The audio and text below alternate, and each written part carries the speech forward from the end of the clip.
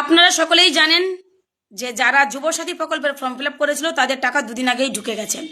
এবার আমার পশ্চিমবঙ্গের মা কাকিমাদের দাদাদেরকে বলি এই ভিডিওতে, আমি কিন্তু ঠিক এই কারণের জন্যই বলি যে বিজেপি নেতাদেরকে বিশ্বাস করো না। বিজেপি নেতারা কি বলেছিল জনসভায় দাঁড়িয়ে, বিশেষ করে শুভেন্দু অধিকারীটা, ও কি বলেছিল?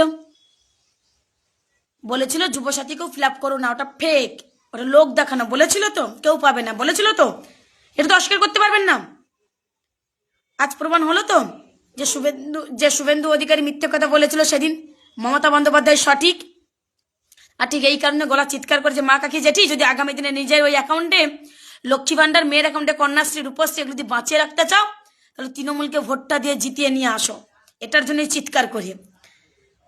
আরে বিজেপি মানেই হতে ভাউতাবাজি একটা রাজনৈতিক দল। যেখানে নরেন্দ্র মোদী 15 লাখ টাকা দেবে বলে দেয়নি, সেখানে ওকে শুভেন্দু অধিকারী ওনার কথা সত্যি হবে? নরেন্দ্র মোদী যেখানে 1 নম্বরের স্থানে বসে আছে